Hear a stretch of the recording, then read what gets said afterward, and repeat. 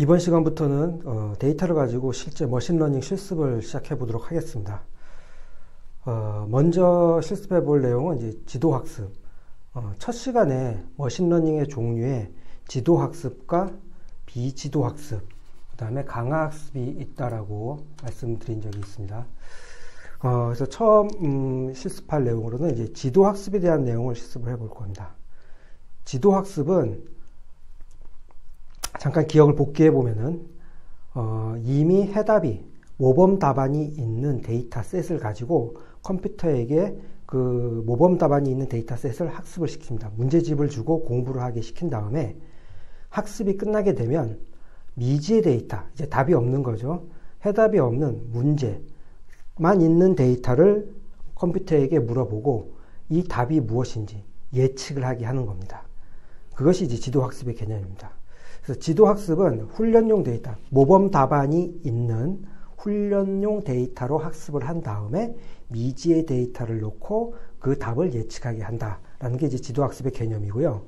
그 지도학습에는 크게 분류와 예측 두 가지로 나뉘게 됩니다. 분류는 우리가 예측하고자 하는 변수의 성격이 범주형인 것.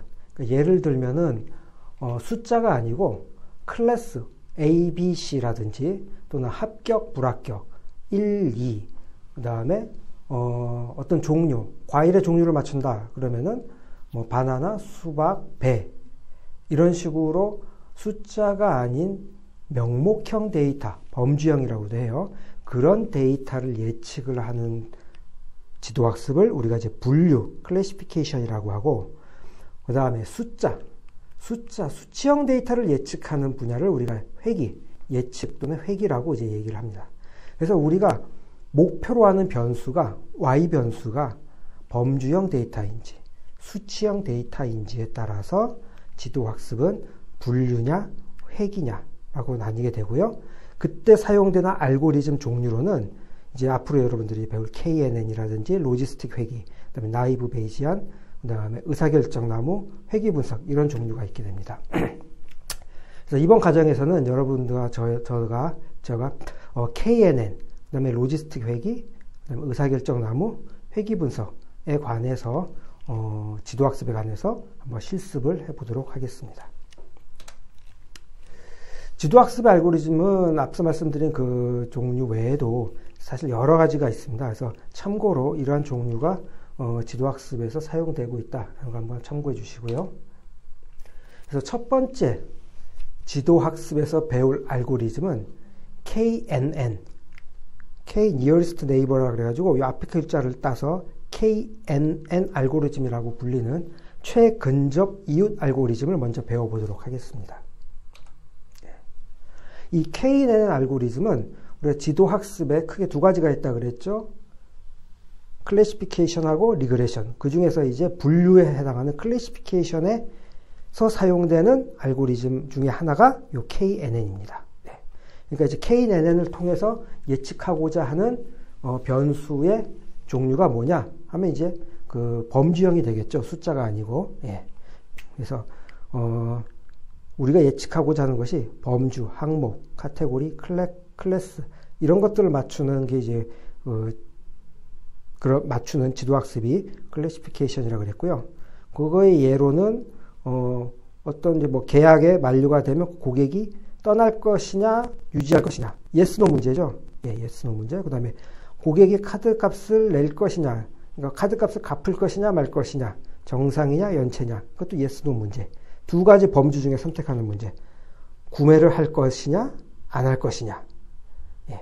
그다음에 우리가 요즘 코로나 때문에 진단 키트가 이제 많이 회자가 되고 있는데 코로나 진단 키트로 사람을 검사를 했을 때 그 사람이 정상이냐 아니면은 코로나 바이러스 보유자인지 그러니까 그런 것들을 판별하는 그런 문제. 문자 인식, 예, 이런 거. 그다음에 텍스트 분류, 어떤 그 SNS의 댓글이 긍정적인 평가인지, 영화 평이 긍정적인지 부정적인지 이런 것들을 평가할 때 우리가 보통 이런 것들을 클래시피케이션, 분류의 문제다라고 말씀드릴 수 있고요. KNN은 이런 분류 문제를 해결하는 머신러닝 알고리즘 중에 하나다라고 보시면 돼요. 그래서 지도학습에 가장 처음으로 이제 이 KNN을 설명드리는 이유가 지도학습 알고리즘 중에 KNN이 가장 쉽습니다. 어떠한 그 복잡한 수식도 별로 필요하지 않고 여러분들이 이해하기에 가장 쉬운 모델이 이 KNN이기 때문에 보통 이제 지도학습의 개념을 설명을 할 때 KNN을 제일 먼저 설명을 드리고 있어요. 그래서 엄밀하게 얘기하면 이제 뭐 여러분들이 이제 처음 시간이기 때문에 이제 뭐 학습이라든지 머신러닝 개념에 대해서 아직 잘 모르시겠지만 엄밀하게 얘기하면 이 KNN 모델이란 거는 사실 모델을 만들진 않아요. 학습을 해가지고 대부분의 다른 머신러닝 모델은 훈련용 데이터를 가지고 학습을 해서 모델이란 것을 산출을 하게 되는데 사실 이 KNN은 모델을 만들진 않아요. 예측은 하긴 하는데 모델을 통해서 예측은 하진 않아요. 예. 그래서 다른 말로는 이것을 그 레이지 러너, 게으른 학습자다라고 이제 얘기하는데 이건 이제 조금 어려운 얘기고 아무튼 지도 학습에서 가장 쉬운 알고리즘 중에 하나가 KNN이다라고 이제 알고 있고요.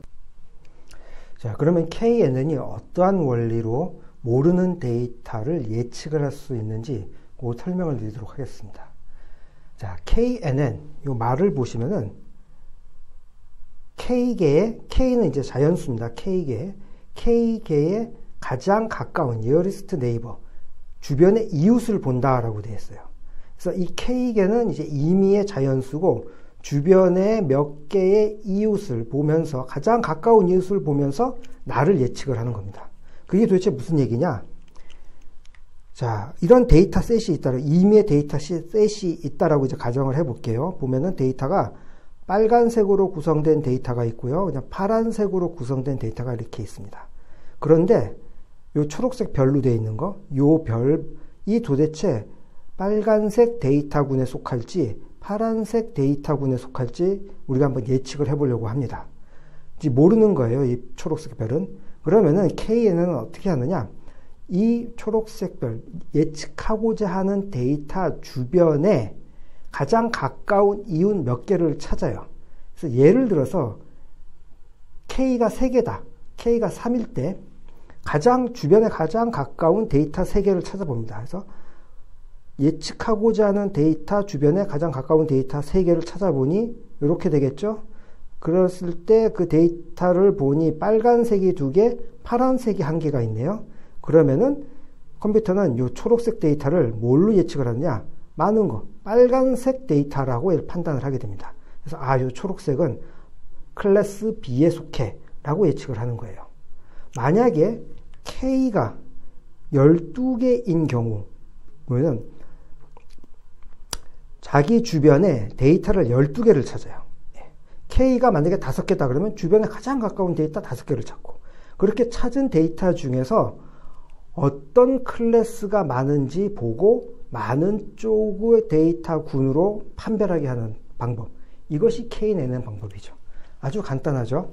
그래서 KNN 방법으로 어떤 미지의 데이터를 예측을 한다 했을 때 만약에 K가 1이다 그러면은 자기 주변에 제일 가까운 거 하나만 봅니다. 제일 가까운 거 하나를 보고 자기를 판단을 하는 거예요. 그 다음에 K가 3이다 그러면 3개의 데이터를 기준.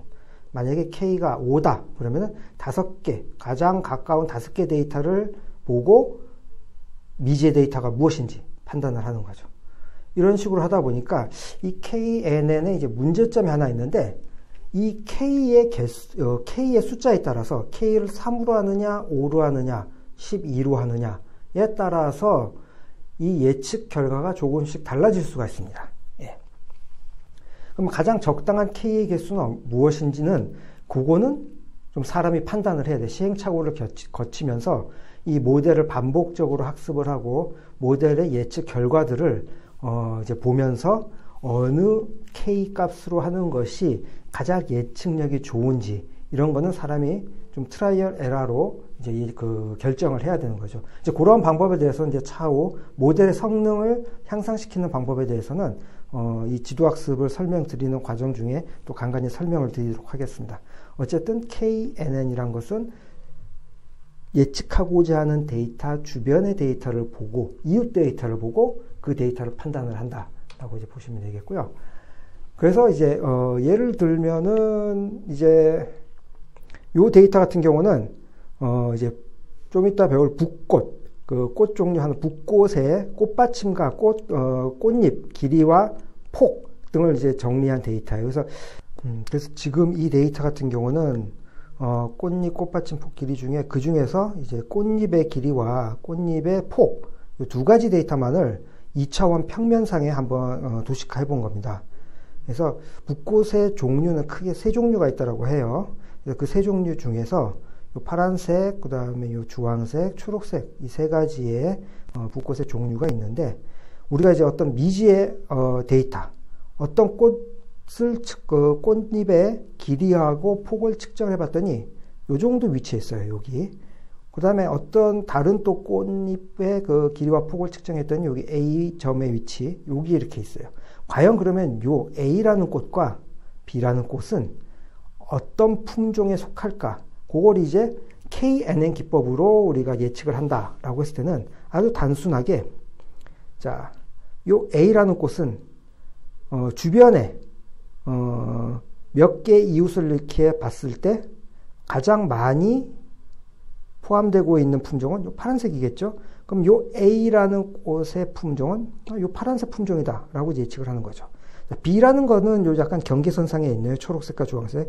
그러면 요 B 주변에 데이터 K를 10으로 하든 15로 하든 그 사람이 이제 임의로 정해서 그 주변의 데이터를 한번 세보는 겁니다. 그렇게 했을 때 주황색이 많으면 요 B라는 꽃을 주황색 품종으로 우리가 이제 판단을 하는 것이고, 초록색의 점이 많으면 요 B라는 꽃을 초록색 품종으로 판단을 하게 되는 이런 기법이 이제 그 K내는 기법이라고 할 수 있겠습니다.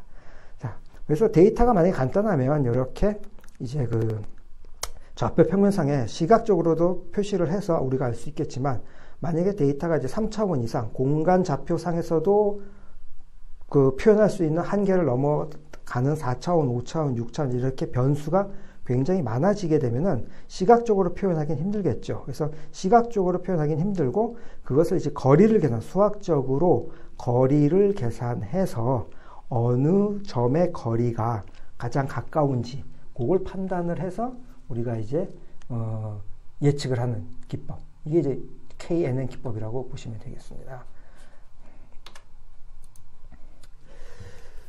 그러면은 이제 그 KNN 기법을 적용하기 위해서는 이제 수학적으로 점들 간의 거리를 구해야 되겠죠. 왜냐하면은 KNN 그 자체가 이제 가장 가까운 이웃의 K개의 점을 이제 우리가 구해야 되기 때문에 그 이웃을 판단하기 위해서 점들 간의 거리를 구해야 되는데, 그때 이제 사용하는 방법이 우리가 이제 고등학교 때 많이 배웠던 두 좌표상의 두 점 간의 거리, 예, 그걸 이제 유클리드 거리라고 그러는데 수학 시간에 배운 기억이 있을 겁니다. 그래서 만약에 2차원이면은 두 개의 점이 있으면은 x1 빼기 x2의 제곱 이런 식으로 표현. 만약에 3차원이면은 세 개의 이제 x1, x2, z 이런 식으로, 그러니까 x, y, z의 좌표가 있고 그 각각의 x12, y12, z12의 그 좌표를 구해서 거리를 구하면 되고, 그걸 확장을 해서 3차원, 4차원, 5차원, 만약에 그렇게 차원이 커지더라도, 차원이 커진다는 얘기는 이제 변수의 수가 많아진다는 얘기예요. 고려해야 될 변수의 수가 더 많아지더라도 똑같은 개념으로 x, y 이런 식으로 해서 변수를 확장해서 수학적으로 거리를 구할 수가 있습니다. 그래서 n차원 공간으로도 우리가 충분히 그 수학적인 거리를 구할 수 있기 때문에 이 거리를 구해서 우리가 이제 KNN 기법을 적용할 수가 있게 됩니다. 그래서 참고로 거리라는 것은 이제 유클리드 거리만 있는 것이 아니라 거리를 우리가 계산할 때 단순히 직선상의 점과 점 사이의 직선상의 거리를 우리가 이제 고등학교 때 배웠던 가장 간단한 거리 구하는 공식, 그게 유클리드 거리고요. 그 다음에 맨하튼 거리라 그래서 이 자동차가 도로를, 건물과 건물 사이에 도로를 가는 방법 형태로 가는 거리, 이걸 이제 맨하튼 거리라고 합니다. 그래서 이런 방식으로도 거리를 구할 수가 있고, 또는 요런 방식으로도 거리를 구할 수가 있고요. 그거는 이제 어떤 그 데이터의 형태나, 그다음에 그 변수의 개수, 여러 그 상황에 따라 가지고 KNN 기법을 적용할 때 이 거리를 적용하는 게 좋을지, 이 거리를 적용하는 게 좋을지, 그거는 상황마다 조금씩 다릅니다. 그래서, 사람이 할 일은 이 방법으로도 해보고, 이 방법으로도 해보고, 어느 모델이 가장 예측력이 좋은지, 이제 그걸 이제 튜닝이라고 그래요. 모델 튜닝을, 파라미터 튜닝을 통해서 가장 예측력이 좋은 모델을 이제 여러분이 이제 찾아내야 되는 거죠. 그걸 이제 실습을 해보면서 이런, 파라미터도 한번 바꿔보고, 하면서 예측력이 좋은 모델을 찾는 방법을 한번 실습을 해볼 겁니다.